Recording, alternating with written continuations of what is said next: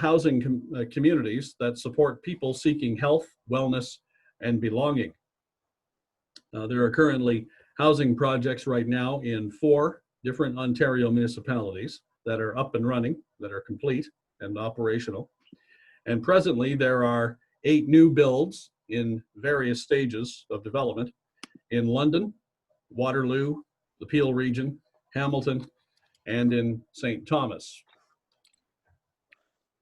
Today, Indwell currently supports over 600 people in 570 units, and they are recognized as a health service provider through Ontario's Ministry of Health and Long-Term Care. Now, I've got some pictures that I can show you just to give you an idea, just to kind of flesh out the kinds of things that Indwell puts together and puts people in. And Brett, are you the host here? Okay, I'm going to try to share screen and then pull up a couple of emails with some pictures on them. Okay.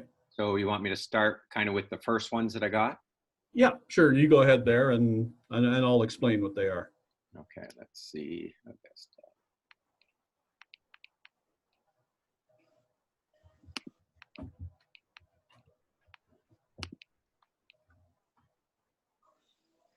That was not an Indwell picture. Let's see here.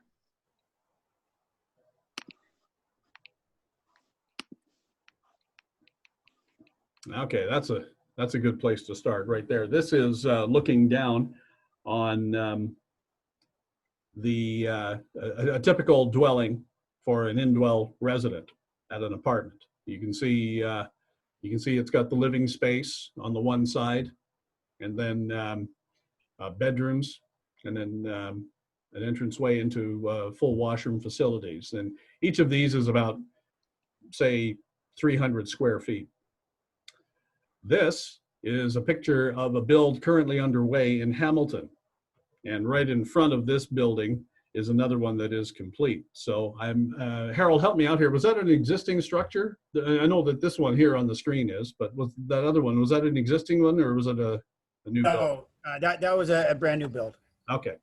So this one here had all kinds of businesses going on in it, and the building had shut down many years ago. So Indwell got a hold of it, and they completely renovated it and revamped it, and now it looks like this. And this is right in downtown Hamilton, and lots of folks live in there. And I can't remember the exact amount of tenants that they have in there, but there are a few of them.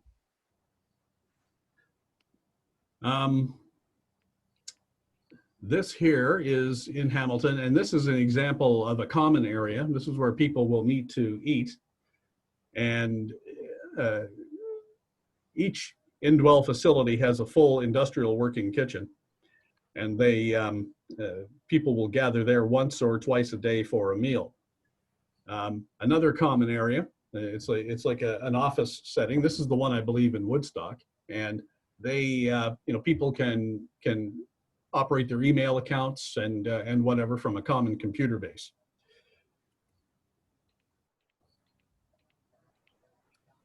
If I may, just on that kitchen thing, that one thing of significance, they are able to feed their people a good, healthy meal for $5.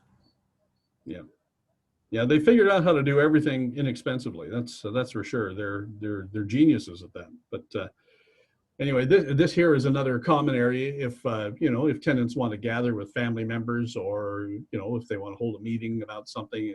It looks like a small dining area, but it's used for meetings for whatever reason. People will people from outside in the buildings, the Indwell projects, will come in and they'll do classes with them, different counseling sessions and what have you. So, you got any more on that one there, or? That's it for there. Okay.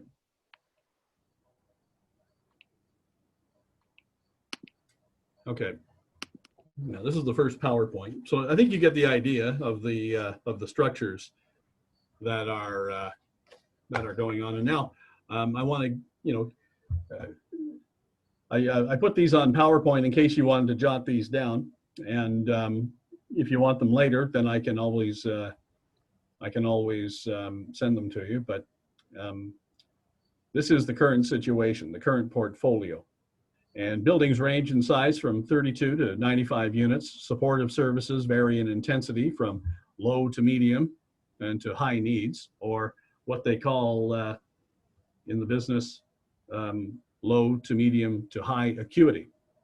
And that means the level of care that is given to each of the residents based on the seriousness of their condition. What Indwell specializes in is helping people with concurrent disorders of mental illness and addictions to maintain a normal life, you know, with the proper supports. And that would be impossible without the supports. You can put people in motel rooms, you can put people in hotels, you can put people in apartments, but if they don't, but if they're struggling with these things and they don't have the supports necessary, they're not going to stay there. They'll be back on the street in no time. So this is where Indwell excels. Some more stats. London, they have one building with 67 mixed support units. Oxford County, Woodstock mainly, 2 buildings, you know, 81 bedroom low support units, 27 1-bedroom townhouses, low support, and 34 bedroom, 1-bedroom with high support units. So the people in the high support would be every day they would be checking in with a nurse or some other public health official, and you know, getting the meds that they need. And somebody in low support would just kind of come and go as they please and only check in with professionals as needed.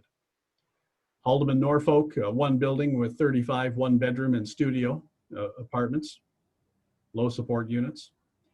Hamilton, 7 total buildings. They have 4 buildings with low support. And you can see the number of units in each building. 2 buildings with high support and the number of units. And then 1 building mixed with support, 44 total units with 8 long-term care, 11 studio, 25 1-bedroom. And as I indicated earlier, studio apartments are bachelor apartments. So. Oh, there's Brett. Hang on.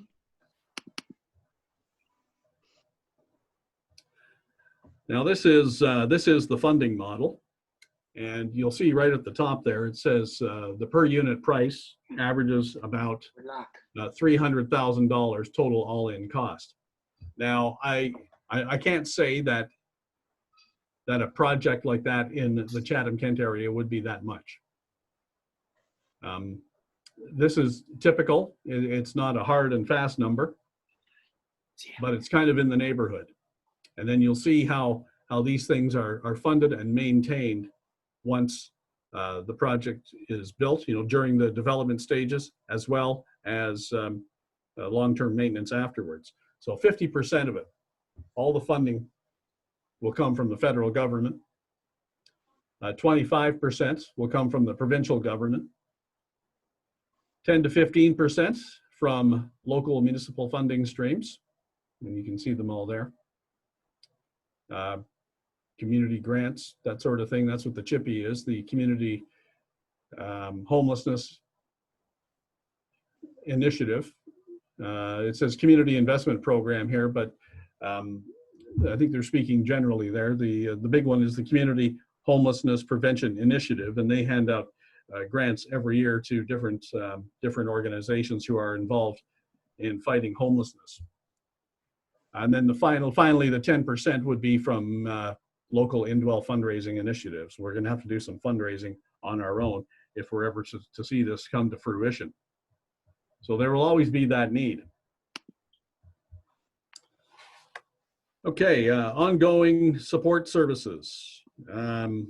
The support levels are based, of course, on the need assessments in each community. Indwell is working with communities to complete intake and support service prioritization. So Indwell knows how to prioritize all these folks and how to categorize them, and what they do is they coach the local communities on how to do it. They teach them. And there will be various healthcare streams, homelessness prevention initiatives, and all that kind of stuff, along with you know, how to run an effective wait list and things like that. because there will always be a wait list. The costs for support services every day is about $60 per unit. That is, as I said, per day.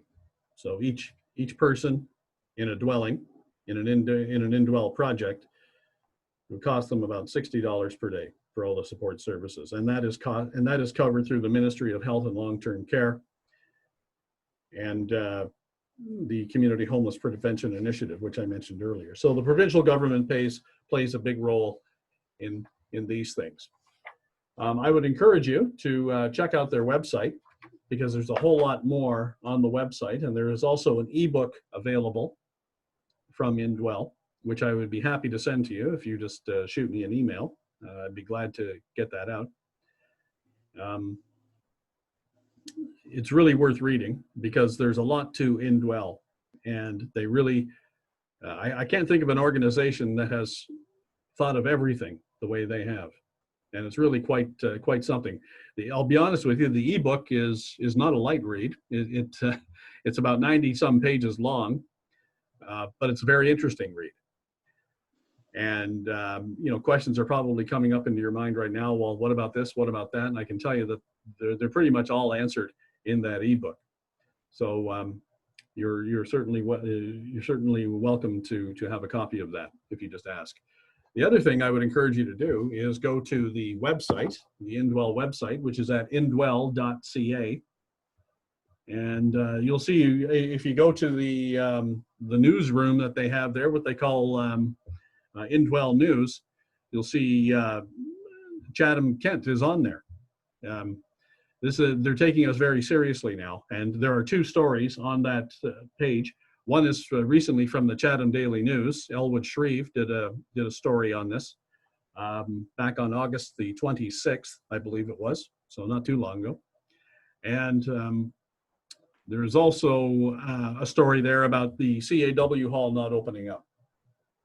Because as you know, the shelter at the John D. Bradley Convention Center has to shut down, and they were hoping to move it to Merritt Ave, but the city officials couldn't come to a leasing agreement on that, and so that's not going to happen. So now they're going to take all those folks and put them in local motels for the time being. So because there's that issue here, and because there's such a high amount of homelessness, people who are actually unsheltered, the need for an Indwell project such as this is greater, because the lion's share of this population are exactly those who deal with mental health issues and drug addiction at the same time. So the sooner we can get this up, the better it'll be for everybody and for our city as well. So I think that's all I have to say. I'm just about out of time here. I see I've gone 18 minutes. I know I was told 20, but if you have any questions, I would be happy to answer them. And if I can't answer them, well, Harold's on hand. If you've got any questions, if you wouldn't mind putting your hand up and letting me know. If you're not using camera, we'll have a break at some point, but we're going to start with Barry Fraser, please. Unmute. Barry, you got to unmute. Barry Fraser, thanks, Brett.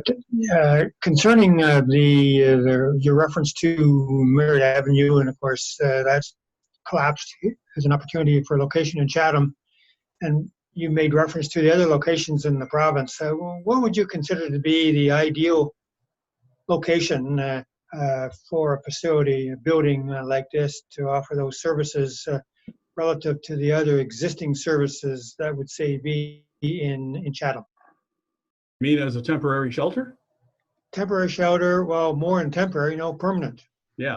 Well, definitely not permanent, definitely not temporary. Certainly the permanent location. Yeah. Well, what Indwell does is they either do new builds and build an apartment building, or they will revamp an existing structure. And they assess each existing structure to see, to check out the viability and, is it worth it? And, they look at the structure, the age of it, and all that sort of thing to see if it'll hold up. And then what they do is either whether it's a new build or whether it's revamping an existing structure, they turn them all into apartments. And I said at the presentation that each unit would be about 300 square feet. So a homeless person would move in there, and that would be their home. And if they are high needs, then they would have all the supports necessary to live a functional life, which is the goal. I think what Barry was asking, what would be an ideal location? And if I may to that, an ideal location would be somewhere where they can access critical services, such as shopping, drugstore, interacting with people that they can meet up with. So somewhat central, definitely not outlying, but in strategic places is where they choose. And so the gentleman that we're working with out of Hamilton, he's found locations in each community with the help of the local people. So right now we are working with the city and with some other people, while we're just starting to work with them to find the ideal location. So we're not looking at places that would cause controversy. The other thing that we have found through the various builds that they have is that where people are concerned with these homes, after the fact, they realize that actually there is zero concern, both with negative impact to the neighborhood, as well as negative impact to their to the aesthetics of the neighborhood. Because what Indwell really focuses on is building something that will in fact enhance the neighborhood. And so there's basically very little rebuttal after the fact. Sometimes it takes a little bit of work to help them understand what Indwell will be in a particular area, but the end result is it's positive. Does that answer your question, Barry? Well, yes. So I guess the bottom line is the limitation here would be transportation modes, and there'd be a lot of foot traffic. Yep. Like access to public transit. Even if it's in a central area where most things are available, they still have to go to appointments that may not be in that area. So yes, to your point, public transit is critical to be in a close vicinity. Because if I just say one more comment, so we know where Hope Haven was, downtown Chatham, and there had to be some adjustments in the last year. That is downtown Chatham, and it's within walking distance of for a lot of folks. And I just drove by the food bank location this morning, and there's a long line up there. So obviously downtown Chatham is where the ideal spot would be in my mind.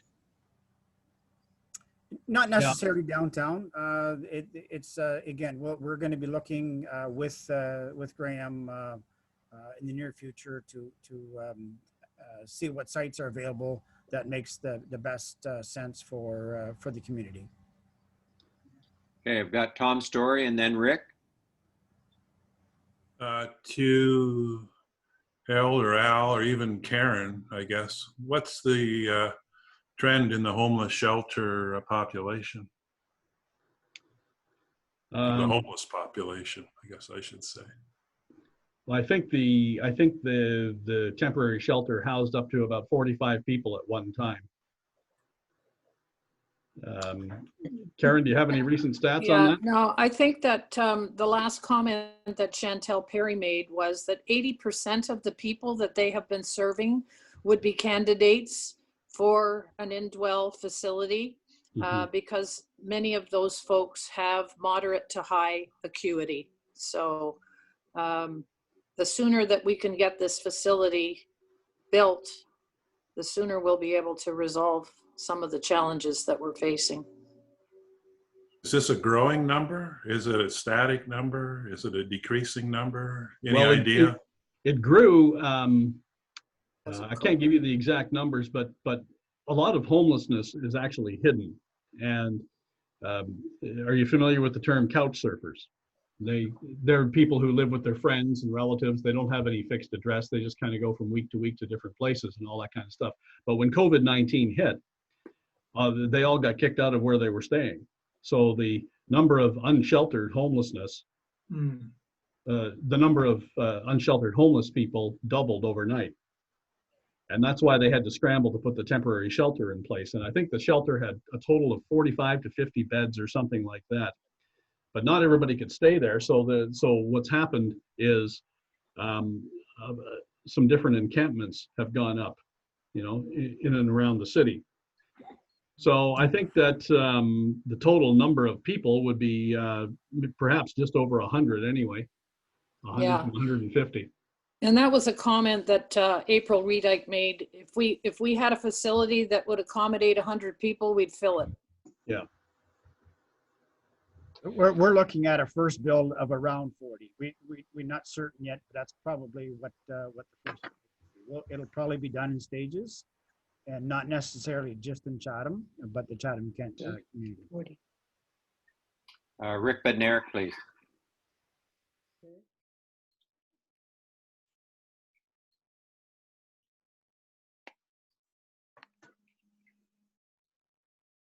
I don't hear you, Rick.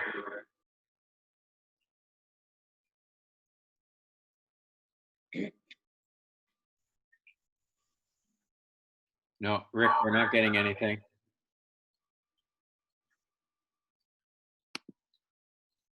Can you put your question in the chat, Rick, instead?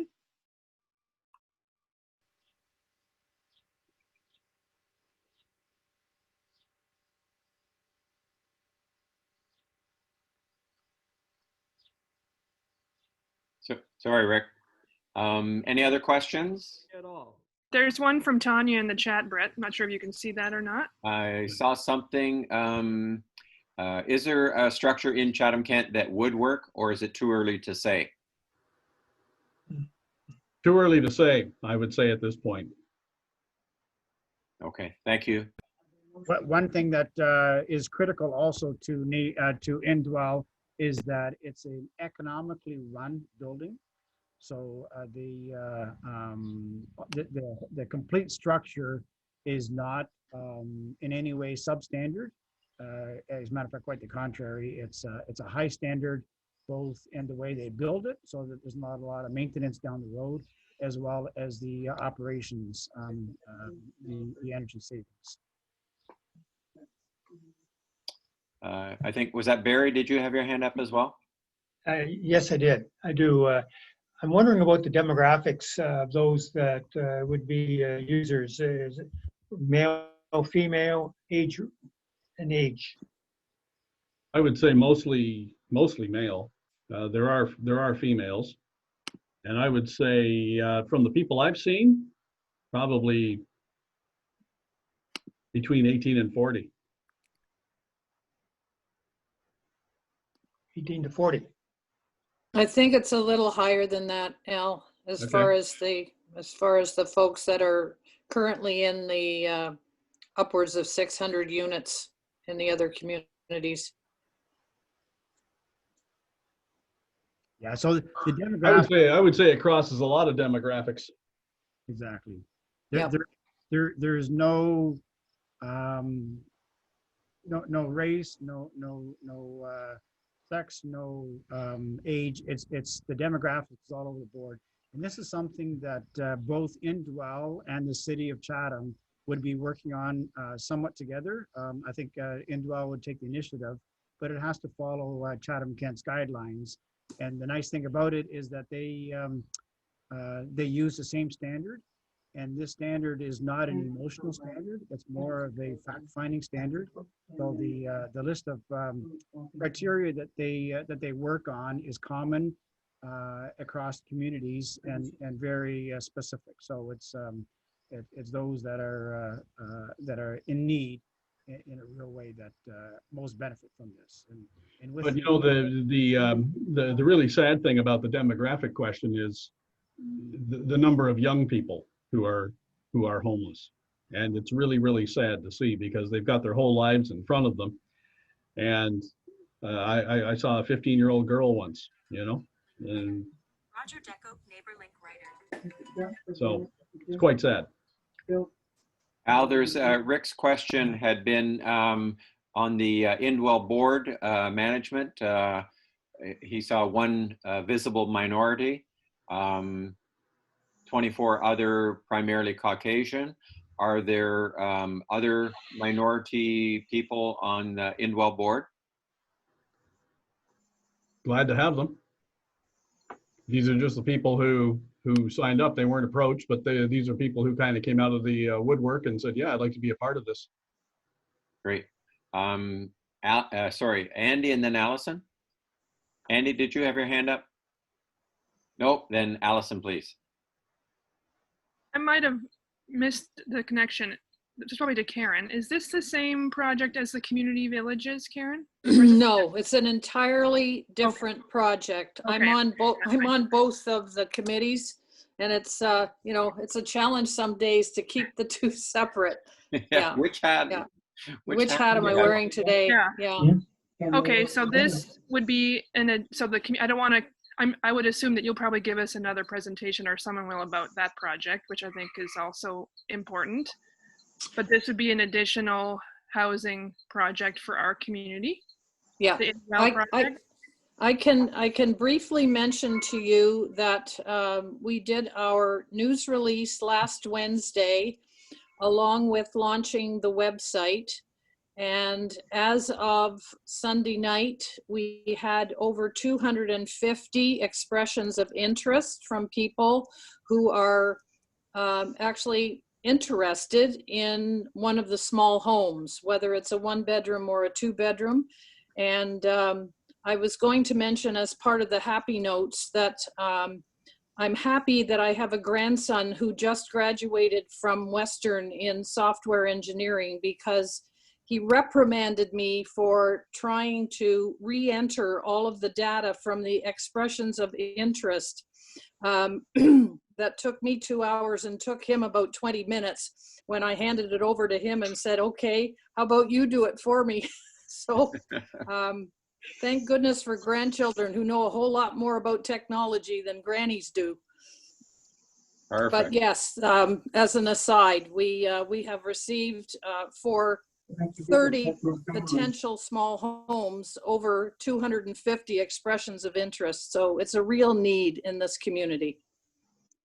Great. Well, it sounds like we need both. So that's Absolutely need both. okay. Thank you. Barry Fraser. Yeah, I'd like to make one more comment, please. Thanks, Brett. Carol and I have volunteered from time to time with the Friendship Meal, the pantry room at St. Andrew's United Church. And we worked the door as far at the admission to allow people in. And usually it's over 100 that come to that. Is it bi-weekly or monthly? I forget what it is. But I'll tell you, it's a full range of age, male, female, backgrounds. And I can well recall a retired school teacher.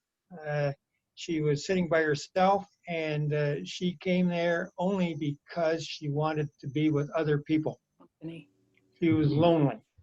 And I would say that that's a common denominator amongst a common denominator when we're talking about that segment of society.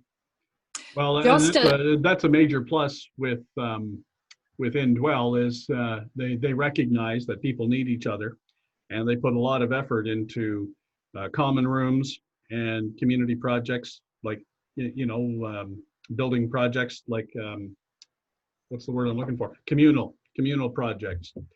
You know, getting the residents involved in each other's lives and meeting regularly. That's why they serve a meal in a common kitchen. They have common rooms available. All the computer banks are set up in a common area. You know, people can interact. Standalone. And for those of you who may not know, Rock Missions are serving almost 300 meals twice a week.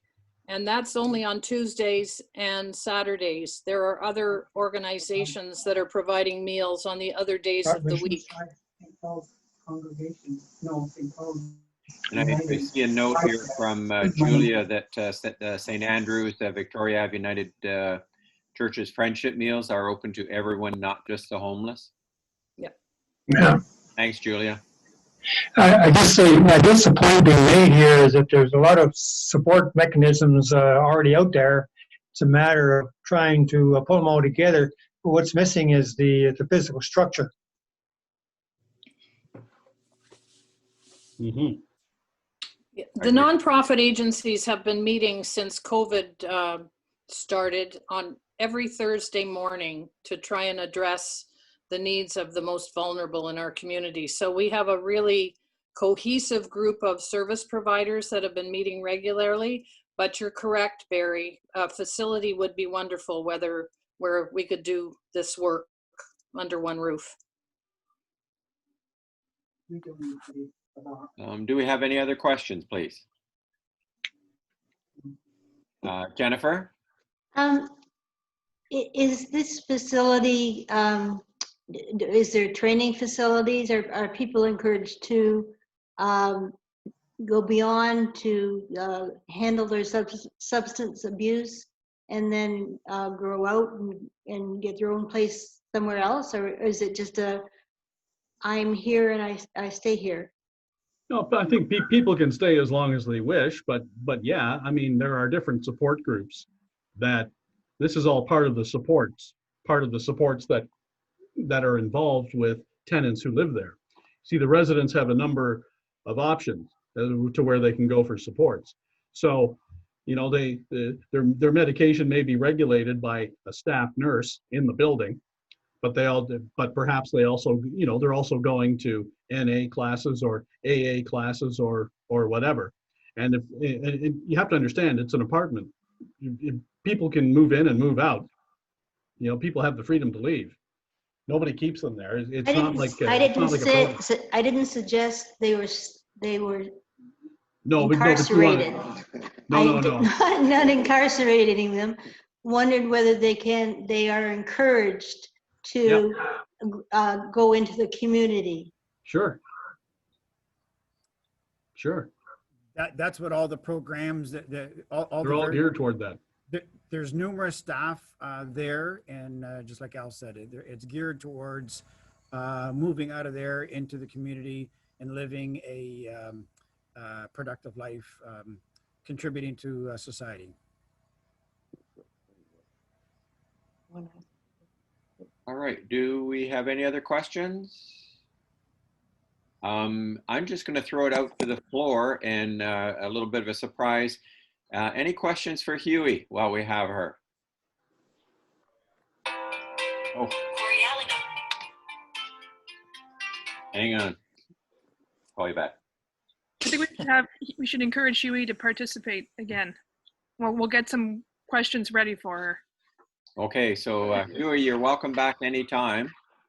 Thank you. It's been great to touch base with you.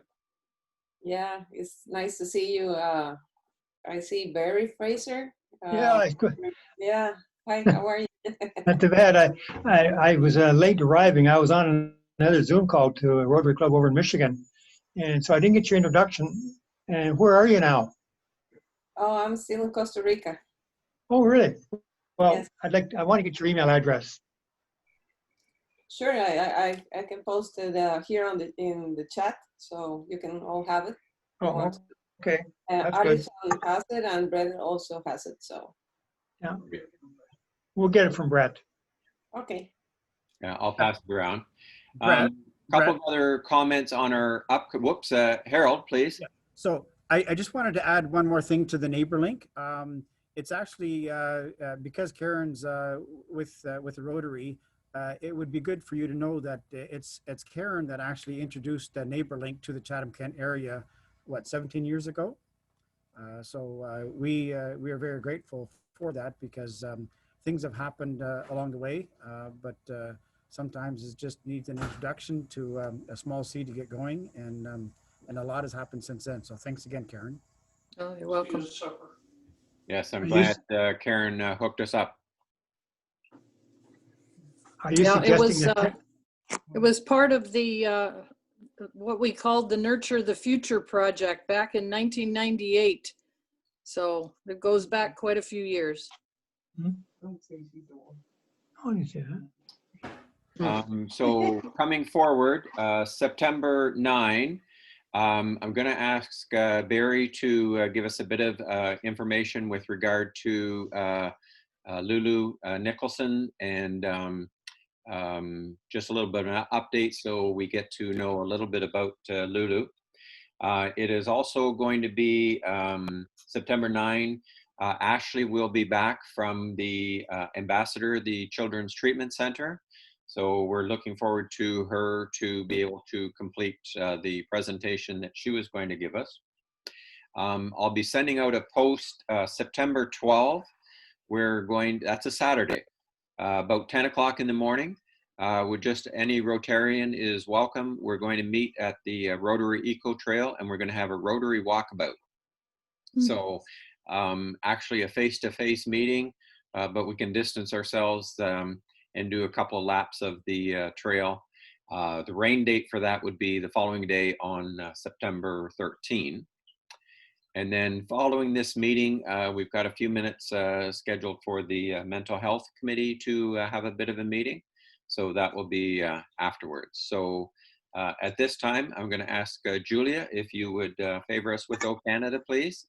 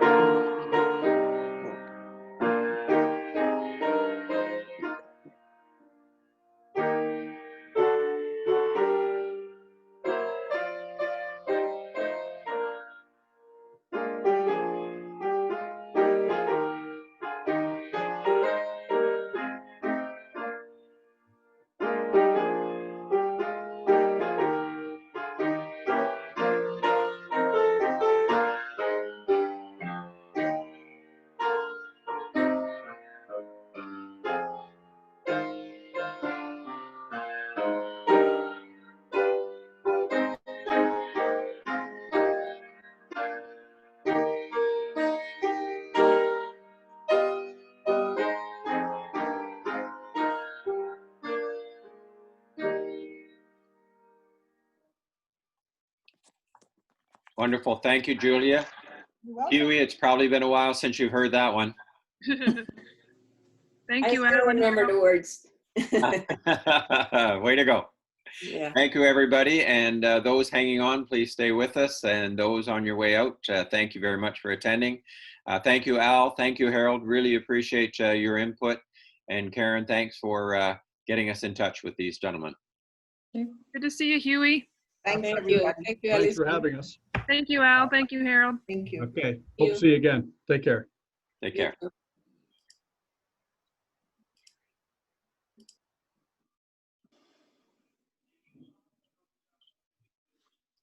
All right.